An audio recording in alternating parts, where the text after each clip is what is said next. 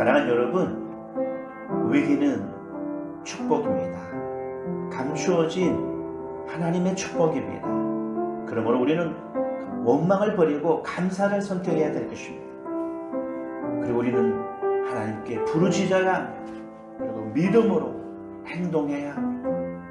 그리고 하나님이 사인을 주셨다면 이제는 믿음으로 기다릴 수 있어야 합니다. 잠잠히 여호와께서 여러분들을 위해 싸우시는 그 하나님의 은혜를 볼 때까지 기다릴 수 있어야 합니다. 모세와 이스라엘 백성이 밤새도록 동풍을 맞으며 바다를 바라보았습니다. 때로는 졸기도 했을 겁니다.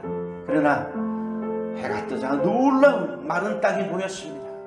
여러분 인생에 마른 땅이 생겨날 줄 믿습니다. 새로운 길을 열어줄 줄 믿습니다. 믿음으로 기다리겠사오니 새로운 환경을 열어주옵소서. 오늘 말씀은 믿음으로 기다리라는 제목으로 증거하고자 합니다. 들을 때 큰 위로와 은혜가 될 줄 믿습니다. 오늘 모세는 이스라엘 백성과 함께 홍해 앞에서 진을 치고 하나님의 은혜를 기다리고 있었습니다. 그런데 갑자기 보니까 웬일입니까? 바로왕이 큰 군사를 이끌고 쳐들어오는 거 아니겠습니까? 엄청난 두려움이 임했습니다. 출애굽기 14장 10절에 보면 바로가 가까이 올 때에 이스라엘 자손이 눈을 들어 본즉 애굽 사람들이 자기들 뒤에 이른지라. 이스라엘 자손이 심히 두려워하여 여호와께 부르짖고, 이스라엘 자손이 심히 두려워했다고 기록하고 있습니다. 홍해 앞에 선 모세와 이스라엘 백성은 앞으로도 갈 수 없고 뒤로도 갈 수 없는 절대절명의 위기에 처하게 되었습니다. 그래서 그들은 원망 불평이 쏟아지기 시작했습니다.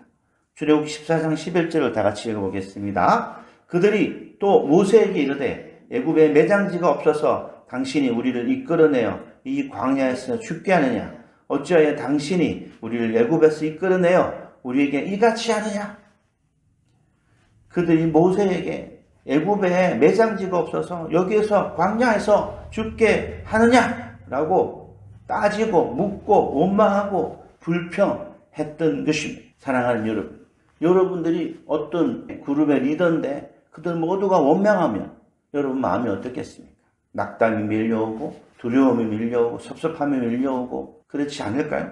근데 모세는 어떻게 반응했느냐? 모세가 담담하게 그들을 격려할 수 있던 것은 하나님에 대한 믿음이 있었기 때문에 그렇습니다. 어떤 사람들을 이끌어갈 때는 믿음이 있어야 합니다. 특별히 하나님의 음성을 듣는 영성이 있어야 합니다. 모세가 이 일이 있기 전에 하나님이 바로왕이 쳐들어올 것이다 라고 미리 얘기해 주었어요. 그리고 내가 그들을 통해서 내가 하나님 것을 알게 할 것이다.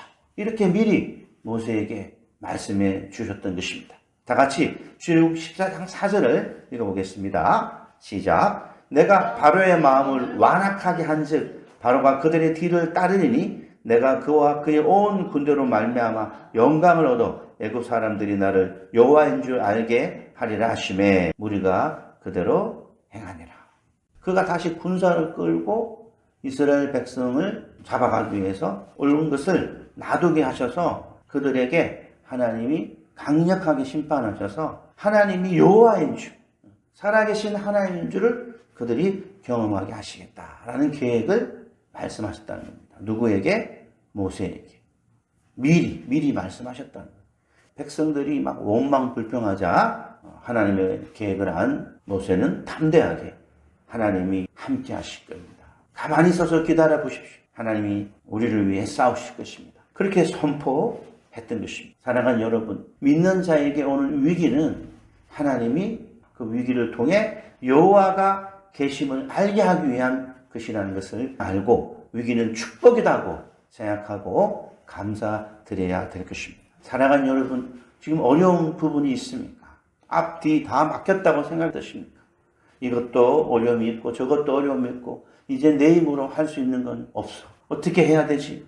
바로 그럴 때 위기가 축복이라는 것을 우리에게 알게 하기 위한 하나님의 놀라운 계획이라는 것을 알고 하나님께 우리가 감사드려야 될 것입니다. 감사하십시오. 감사하십시오. 제가 매초교회 설립 예배를 드릴 때 누군가가 큰 헌금을 해 오셨어요. 이런 말씀을 하시더라고요. 자기도 기도 제목이 있다. 자기도 큰 재정이 필요하다. 그래서 감사함으로 미리 우리 교회에 헌금을 한다라고 말씀하시더라고요. 참 도전이 되었어요. 기도하는 그 기도 제목이 미리 이루어진 걸 알고 감사함으로 먼저 하나님께 드리는 그 믿음을 보면서 큰 도전을 받았습니다. 우리가 작은 것에 감사하기 시작할 때 큰 감사를 주시는 겁니다. 위기는 하나님의 숨겨진 축복입니다. 그러면 위기가 올 때 하나님을 대적하는 사람들에게는 기회가 위기가 되는 것이고, 하나님을 경외하는 백성들에게는 위기가 축복이 되는 것입니다. 그래서 때로는 강팍한 상사도 만나고, 때로는 계약이 이루어질 것 같은데 계약이 이루어지지 않을 때도 있습니다. 때로는 뭔가 얻을 것 같은데, 잡을 수 있을 것 같은데 잡지 못할 때도 있습니다. 그럴 때 우리가 하나님의 계획을 미리 알고 미리 긍정적으로 생각하고 감사드리고, 또다시 도전하고, 또다시 고객을 만나고, 또다시 시험에 도전하고, 그런 삶을 우리는 살아야 합니다. 그럴 때 놀라운 기적을 베풀어 주십니다. 제가 아는 한 권사님은요, 공무원 시험을 젊었을 때 준비할 때 몇 번이나 떨어진다는 거예요. 그럴 때 너무너무 힘들다는 거예요. 그가 3번째 공무원에 도전을 했다는 것입니다. 수석으로 합격되었음을 믿으시길 바랍니다. 수석 합격을 통해 하나님께 영광을 돌리며 주위에 있는 사람들에게 하나님이 여호와인 줄 알게 하였다는 것입니다. 위기가 오면 우리 그리스도인들은 위기가 기회입니다. 내 주위에 있는 사람들에게 살아계신 하나님을 보여줄 수 있는 기회라는 것을 우리는 믿고 감사하고 또 도전하고 또 도전하는 사람이 되어야 될 것입니다. 바로왕의 그 강팍함으로 인해 그 홍해를 건널 때 그 군사들, 바로의 군사들이 따라왔을 때 하나님이 이스라엘 백성은 안전하게 건너게 하고, 그 바로왕의 군사들은 물속에 다시 잠기게 하여 모든 군대가 전멸하도록 하게 하였습니다. 정말 바로 군대가 쳐들어왔을 때 너무 두려웠는데 홍해를 건너고 나니 다시는 자기들을 따라올 수 없는, 잡으러 올 수 없는 완전한 전멸을 통해서 완전한 구원을 주셨다는 겁니다. 이 위기를 통해 결국 하나님이 주시는 선물이 뭐냐는 거예요. 출애굽기 14장 31절을 읽겠습니다. 시작. 이스라엘이 여호와께서 애굽 사람들에게 행하신 그 큰 능력을 보았으므로 백성이 여호와를 경외하며 여호와와 그의 종 모세를 믿었더라. 위기 속에 홍해의 기적을 통해서 이스라엘 백성에게 정말 놀라운 은혜를 주셨어요. 그 기적을 경험했어요. 홍해를 건널 뿐만 아니라 애굽의 군대까지도 완전히 전멸시키는 놀라운 기적을 경험하게 하면서 하나님 주시는 그 은혜는 바로 믿음이라는 것입니다. 하나님은 위기를 통해 믿음을 더해 주시는 겁니다. 그러므로 믿음이 없이는 하나님을 기쁘시게 할 수도 없고, 믿음이 없이는 기적을 경험할 수도 없습니다. 우리에게 믿음이 필요합니다. 하나님께 믿음을 구할 때마다 하나님은 때로는 고난을 허락하신다는 것을 알고, 고난이 왔을 때 어떻게 믿음으로 그 어려움을 극복할 수 있는가, 믿음의 3단계, 기적을 경험하는 믿음의 3단계를 말씀드리고 싶습니다. 첫 번째, 믿음으로 부르짖어야 한다는 것입니다. 출애굽기 14장 15절 읽겠습니다. 시작. 여호와께서 모세에게 이르시되 너는 어찌하여 내게 부르짖느냐, 이스라엘 자손에게 명령하여 앞으로 나아가게 하고. 15절의 앞쪽에 보면 여호와께서 모세에게 이르시되 너는 어찌하여 내게 부르짖느냐, 이 말씀은 모세가 하나님께 크게 기도했다는 겁니다. 백성들 앞에 하나님이 여러분들을 위해 싸우실 것입니다. 가만히 있어서 기다리십시오라고 격려는 했음에도 불구하고 모세는 혼자 있을 때 아마 개인적으로 좀 두려웠던 것 같아요. 하나님께 간절히 부르짖었어요. 하나님이 내가 좀 전에 얘기해 줬잖아. 내가 하나님 것을 알게 하기 위해서 저들이 오게 했다고. 너는 너무 두려워하지 마라. 너는 왜 나에게 구하느냐? 하나님 도와주세요.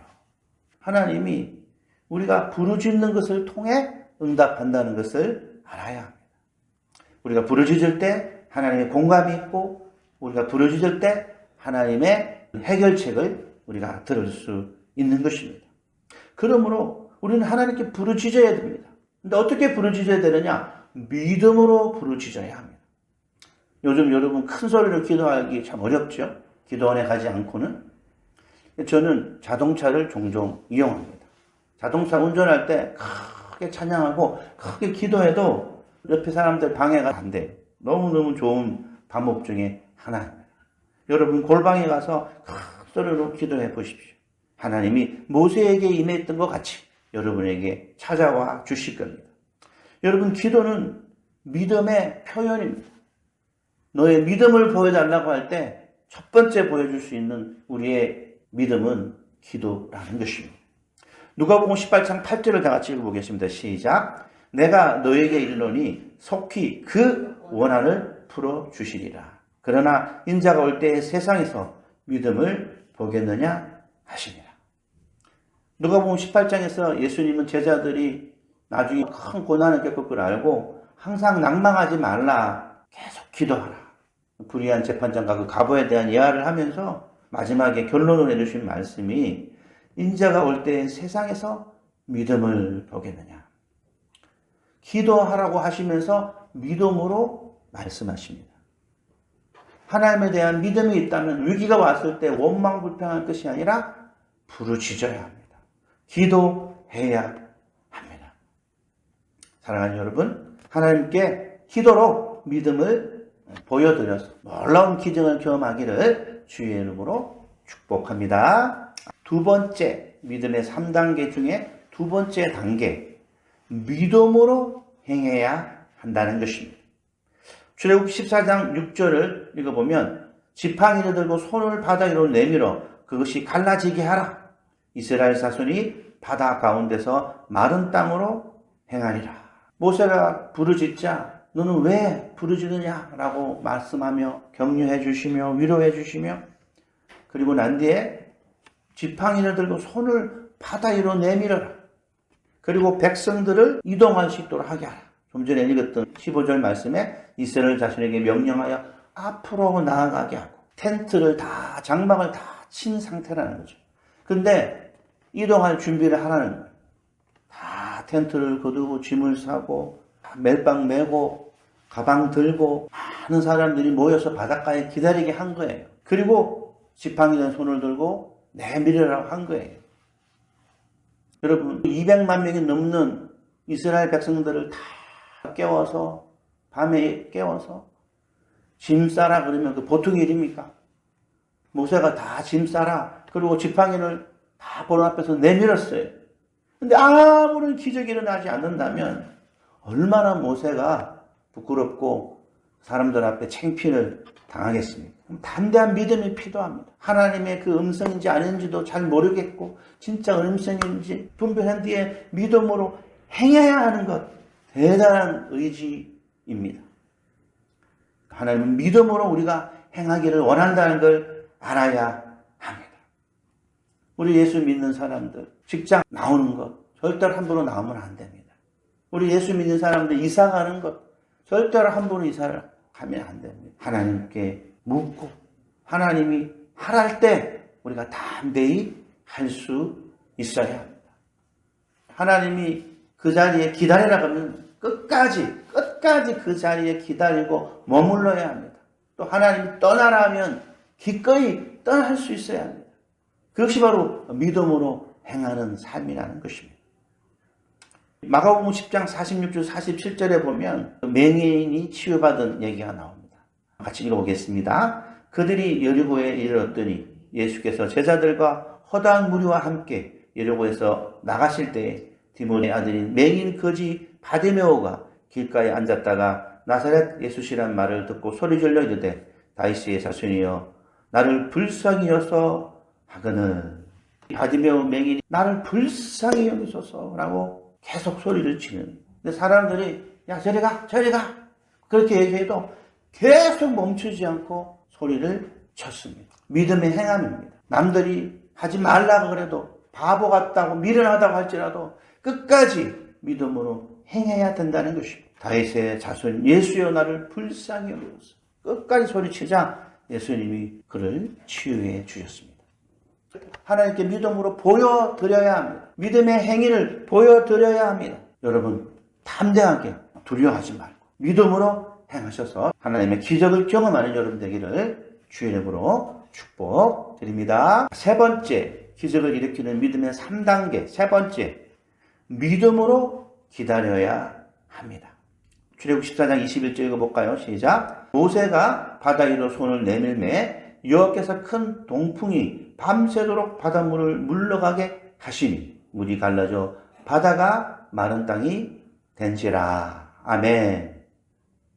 모세가 담대히 지팡이에 든 손을 내밀자 여호와께서 큰 동풍이 일어나게 하셔서 밤새도록 바닷물을 물러가게 하셔서 마른 땅이 되게 하셨다는 겁니다. 근데 문제는 바로 이렇게 막 영화의 한 장면처럼 와 하고 모세의 기적이 일어난 것이 아니에요. 밤새도록 바닷물이 갈라졌다는 겁니다. 그리고 강력한 바람이 불어서 땅이 마른 땅이 되었다는 겁니다.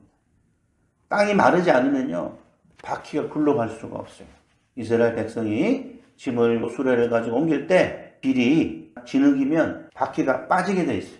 하나님이 강력한 바람을 불게 했어서 마른 땅이 되게 해주셨어요. 저희 사모가 종종 쓰는 방법인데 양말이나 또 아직 덜 마른 그 빨래를 헤어드라이기로 다 말리는 것들을 종종 본 적이 있습니다. 강력한 바람은 습기를 없애주고 뽀송뽀송하게 옷을 말리게 하는 것 같이 우리 하나님이 큰 동풍으로 바닷물을 가르고 땅을 마르게 하셨다는 것 우리가 이해할 수 있습니다. 근데 문제는 여기서 밤새도록 기다리는 것, 이것에 대해서 제가 고민해 봤습니다. 우리가 믿음으로 행하면 하나님은 우리에게 큰 응답으로 기적을 베풀어 주실 때 우리는 기다릴 줄 알아야 한다는 것입니다. 예수님 또 3일 만에 부활하셨습니다. 나사로도 죽고 난 뒤에 부활의 기적을 주기 위해서 하나님이 기다리게 하셨습니다. 하나님은 우리가 믿음으로 행하고 믿음으로 기다리기를 원하신다는 것입니다. 그럴 때 놀라운 기적을 경험할 수 있는 것입니다. 사도행전 2장 1절 2절을 다 같이 읽어보겠습니다. 오순절 날이 이미 이르매 그들이 다 같이 한 곳에 모였더니 고련히 하늘로부터 급하고 강한 바람 같은 소리가 있어 그들이 앉은 온 집에 가득하며. 예수님이 부활하시고 제자들을 잠깐 만났다가 승천하신 이후에 제자들이 마가 다락방에 모여서 기도하고 또 교제하고 계속 그 자리에서 기다렸습니다. 성령 하나님이 임할 때까지 기다렸습니다. 예수님이 약속하신 그 성령님이 올 때까지 기도하고 거기에서 기다렸습니다. 그러다 오순절 날이 이름에 급하고 강한 바람 소리가 그들에게 임했던 것입니다. 성령의 기름 부으심이 있었던 것입니다. 사랑하는 여러분, 여러분이 믿음으로 기도하고 작정했다면 하나님이 강력한 바람을 통해 임해 주신다는 걸 알아야 합니다. 성령을 통해 사인을 주신다는 걸 알아야 합니다. 사랑하는 여러분, 오늘 보십시오. 모세가 바다 위에 손을 내밀었을 때 어떤 사인을 주었습니까? 바로 바다가 갈라지지는 않았지만 큰 동풍이 일어났다는 것입니다. 하나님은 기도 응답이 곧 있을 것이니 흔들리지 마라 그러면서 사인을 보여주신다는 겁니다. 우리가 잘 아는 엘리야의 그 기도, 하늘문을 열어서 비를 내려달라고 할 때 하나님 무엇을 보여주었습니까? 조각 구름을 보여주셨습니다. 조각 구름을 보자 그가 행동으로 옮겼죠. 비를 피해야 된다고 그 아방에게 알려주었어요. 이처럼 하나님은 우리가 간절히 기도하고 믿음으로 행한 뒤에는 사인을 주시고 기다리게 하십니다. 저희 아내와 함께 최근에 기도 제목을 가지고 40일 저녁 기도회를 작정했습니다. 매일 아침을 40일 동안 금식하고 또 아내와 함께 저녁에 40일 기도회를 하는데 쉬운 게 아니었어요. 그럼에도 불구하고 저희들은 끝까지 했습니다. 근데 아직 그 기도 제목이 활짝 열리지는 않았지만 코칭 사역을 하는데 어떤 분이 제 앞에서 눈물을 흘리기 시작하는 겁니다. 제가 왜 우는지 모르겠어요. 그동안 아마 구직 활동하면서 많이 힘들었던 것 같아요. 어느 정도 시간이 지나자 평안 가운데 기쁨의 나눔을 했던 기억이 납니다. 40일 작정 기도하는 중에 마치 큰 동풍이 오는 것처럼 주의 임재가 있구나. 만나는 사람들마다 위로하고 격려하는데 사람들에게 힐링이 일어나는 것들을 제가 경험하는 것 같아요. 이것은 사인이다. 믿음으로 기다려야 되겠다. 저는 믿음으로 기다리고 있습니다. 우리의 기도가 헛되지 않고 하늘에 상달되어서 하나님의 때에 하나님의 방법으로 역사할 것을 믿고 믿음으로 기다리고 있습니다.